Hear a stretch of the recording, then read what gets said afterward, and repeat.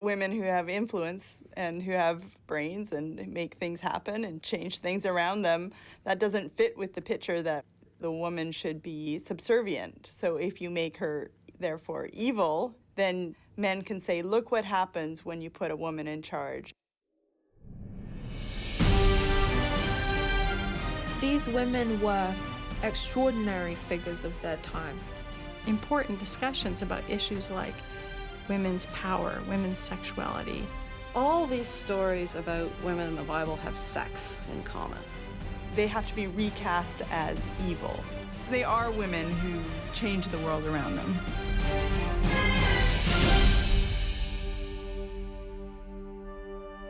She's undoubtedly the most famous woman in the Bible. Even the irreligious think they know all about Eve. But much of what we've heard is really just malicious gossip. I think most people do not know the real Eve, the Eve as presented in the Genesis account, because culturally we have a lot of baggage that we have placed on Eve. Certainly the history of the interpretation of this story, Eve has taken much of the fall, and in the history of art, you often see Eve portrayed in a very seductive manner. Even the serpent often has a female head. There's this perception of women as evil and seductress. She's the seductress who tempts Adam with her sexuality in order to make him fall.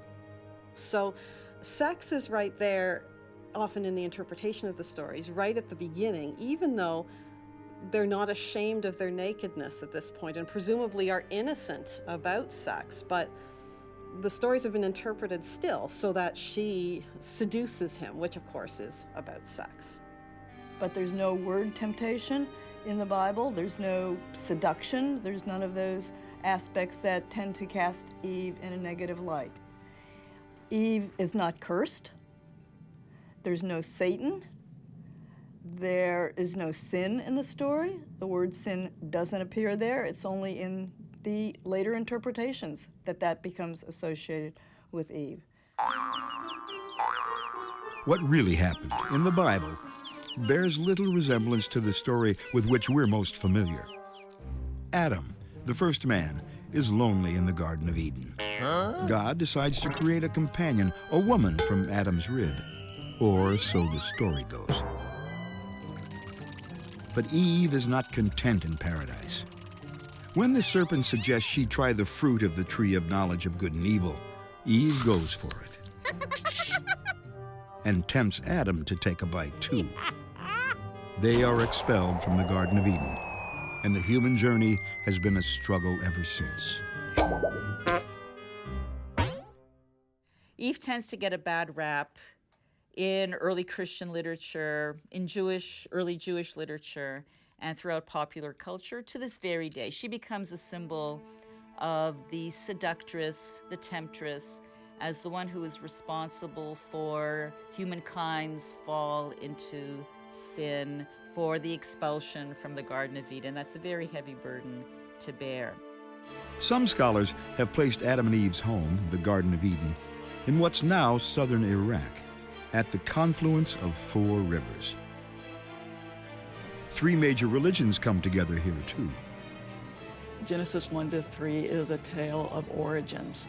And it's not just a tale of origins, it's a sacred tale for people within the Jewish tradition, the Christian tradition, and the Muslim tradition. Over centuries, different interpreters added their 2 cents, undoubtedly affected by the times in which they lived. The story gets reinterpreted, and then that interpretation gets elaborated and emphasized and grows over time, so that you get the women as the devil's gateway, for instance, in Tertullian. And the rest is history, as they say. That theme continues with some permutations and variations and so on. But it becomes very prominent in Augustine, one of the most important church fathers. These earlier interpreters, Paul, Tertullian, Augustine, they set the stage for understanding Eve as a sort of inferior figure to Adam, and therefore women as inferior to men. In the 17th century, Eve's reputation as a notorious fallen woman was sealed in the epic poem Paradise Lost by John Milton. He had a very hierarchical view of the universe. God, humanity, animals, and within humanity, the hierarchy meant man, woman, under man. So he has taken that domination theme literally and played it out in his depiction of the first couple. Milton is fairly kind to her. He doesn't make her an evil character, but he makes her unwise, very easily deceived by argument. Where Adam is heroic in that version. Adam gives himself up and eats the fruit because he loves Eve so much he must have her. And why is this old story of what happened at the dawn of creation still important? Because for centuries, it has had a profound effect on intimate human relations. So often when people try to imagine, what does it mean to be a man? What does it mean to be a woman? They return to Genesis 1-3, and interpretations of the text therefore have enormous social payoff in our own time, because however we construe these original human beings, we will see them as the model for contemporary human beings. In today's popular culture, Adam and Eve have also become strikingly secular symbols. Search the internet for references to the first couple, and you'll quickly come upon dating sites that focus on finding your soulmate. That is, if you don't first stumble across sites selling sex toys. If you Google Adam and Eve, the first hit that you will get is Adam and Eve sex toys.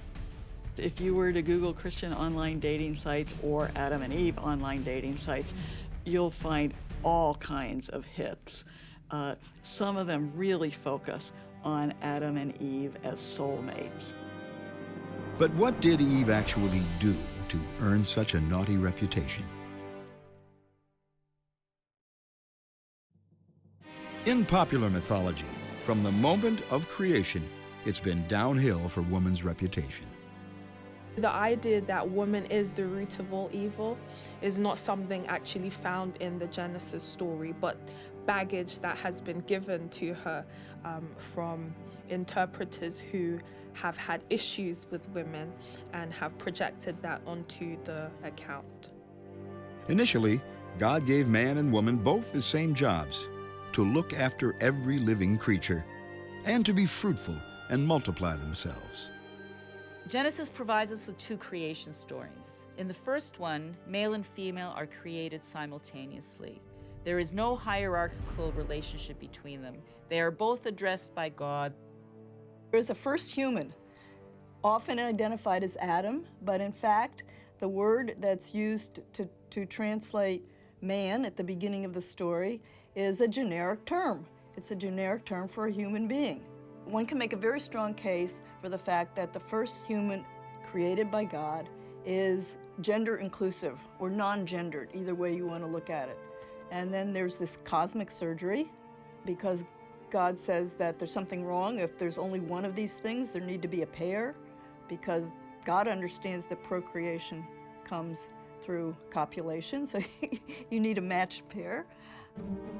It's in the second story that woman is created from man's rib. And things get ticklish. If you just read that story on the surface level, it really does seem that woman is created to meet the male need for companionship. And she is then created out of a part of his body. And from that has been derived a social structure in which male are seen as dominant and women as subordinate. It's at that point that we really start to see the kind of gender politics of the biblical text coming through. So Eve there will now be responsible for things that I suppose the first writer in the first story really wasn't interested in. That story is about order and creation and beauty and perfection. The second story is about humanity in all of its muddy intricacies, all of the things that can go right and all of the things that can go wrong. The text actually says that the woman is made as a helper to the man. But calling the woman a helper doesn't necessarily indicate that she has a subordinate role. By the time Milton wrote Paradise Lost in the 17th century, the word rib remained as the part of Adam from which his mate was created. The ancient meaning of rib had been lost. Another misconception is that there's a rib involved, that a rib is taken out of the side of the first human being. But in fact, that word probably should be translated side. Of course, that would make Eve separate but equal. Definitely not the popular interpretation in Milton's 17th century, and beyond. Not one to let the facts get in the way of a good story, Milton embellished the story with detail that simply isn't there in the Bible. Like that Eve convinces a reluctant Adam to work in separate areas of the garden, leaving her alone when the snake approaches. Most readers approaching this story don't realize that Adam is standing next to Eve during the whole episode with the snake or serpent. Biblical narrative, just the literary style of Hebrew narrative, always only has two people talking at once. So it's been misinterpreted as somehow Adam gets bewitched or beguiled or seduced by Eve and isn't a full aware partner knowing what's going on. But he is. He's standing next to Eve the whole time. We all know what happened after Eve met the snake. Or do we?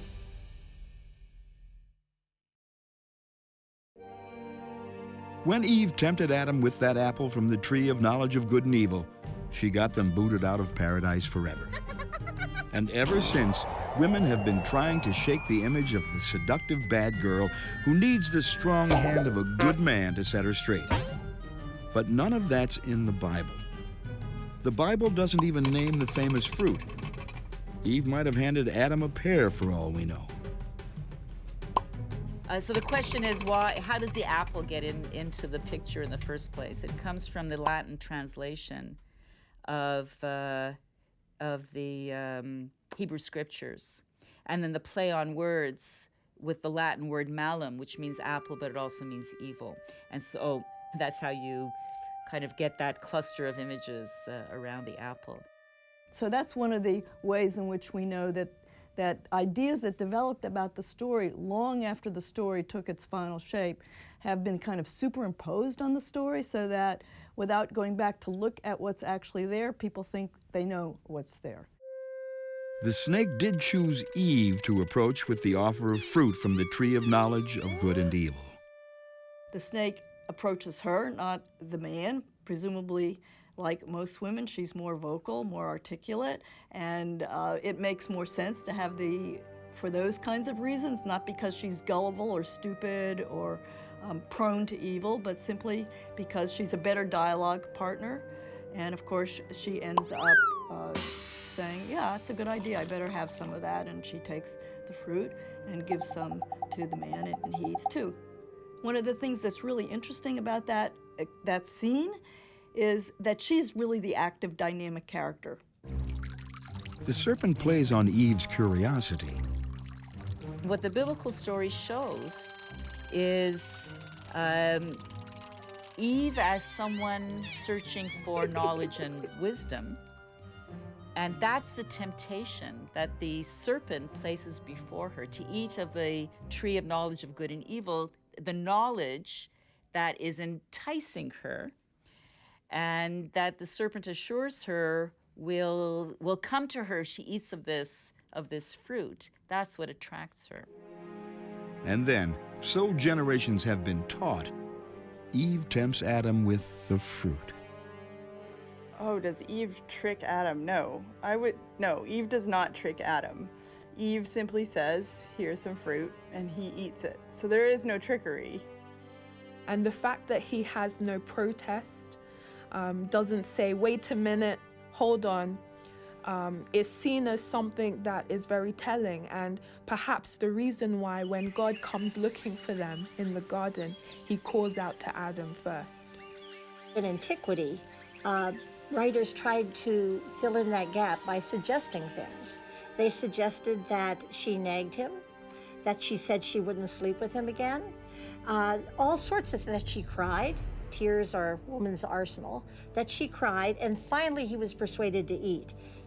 Actually, the text never says anything like that. There's just a really big gap. She hands it to him, he eats. So they ate, and now had knowledge of good and evil that previously belonged only to God. When God challenges them, it's nobody's finest hour. God seemed to be angry at the disobedience of the couple. Adam, first of all. It's Adam whom God first addresses, and then Adam passes it off to Eve, of course. I think the biblical story does not portray her as an evil person. It assigns some measure of responsibility to the serpent and shows Adam as a gullible, passive individual. She says, eat, and he eats. And then he tries to blame her, and she blames the snake, and they all get kicked out and given certain punishments. Now the first humans will be expelled from paradise, to stop them from also eating of the tree of life and gaining immortality too. Well, isn't that kind of mean?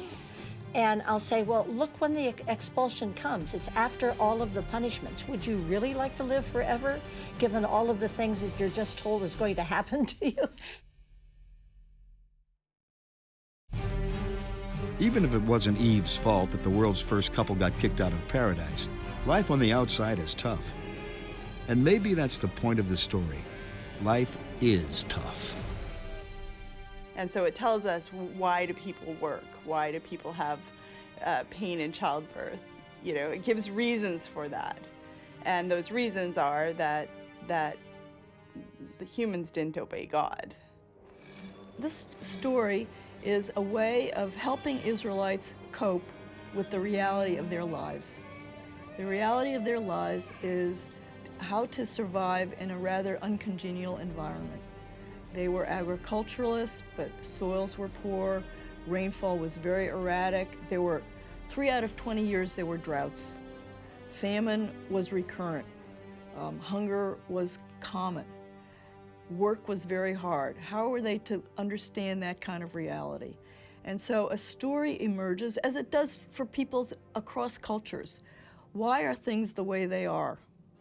According to some Bible scholars, the idea of man's mastery over woman has been wrongly generalized from a very specific need of ancient times, for more children. The infant mortality rate was such that most women would have had to bear twice as many children as they wanted to have living children. So the sexuality in here is the man's call. The wife doesn't get to say, "I'm sorry, dear, I'm too tired tonight," basically is what that's all about. The dominion is not a general social dominion. It's in keeping with the theme of that one verse, that a woman has to have multiple pregnancies. She will be turning towards her husband, and he has to have the right to have sex with her whenever it's the time. And this is not about general dominion. Some feminist scholars have gone further, claiming Eve as the mother of science. Well, this is what some women, feminist scholars have argued. Since we are going to be accused of eating of the tree, and the emphasis is going to be on us, which is not biblical, but since it's going to take place, then we're going to appropriate that term and say, okay, if we're the ones who ate of the fruit of the tree, then aren't we the source of all knowledge? Aren't we the source of reason? Aren't we the first scientists? The lesson for modern man, Christian or not, may be in contemplating the consequences of our choices. When we put our own desires and ambition above living in harmony with the natural world. In Genesis 1 and 2, even though we have two distinct creation stories, they do have some similarity. And that similarity, I think, is founded on the idea that this is the way things were. There was once a time when there was no predator or prey. Humans basically lived in harmony with their environment, but also in harmony with each other. And then with Genesis 3, what happens is everything falls apart. All of the harmonious relationships that you have in Genesis 1 and 2 are now fractured, including the relationship between humankind and God. Far from being the temptress who caused the fall of man, Eve can now be seen as simply one half of the couple who initiated the human journey. This is a painful thing that all of us as humans have to confront. We have to confront that we have been introduced to experience. Just as in the Garden of Eden, Eve and Adam were introduced to experience. And that's something that we have to cope with. It does color our world, it alters the landscape, but it is something that we can live through. And John Milton at the end of Paradise Lost says, he gives us this wonderful image of Adam and Eve walking hand in hand out of the garden into a world of experience. And it's a very egalitarian image to see them walking hand in hand. And that's what I think we need to do in the modern world. Men and women have to walk hand in hand in this world of experience. If we want to be more spiritual, more intellectual, more virtuous bodily beings, this is what we have to go hand in hand.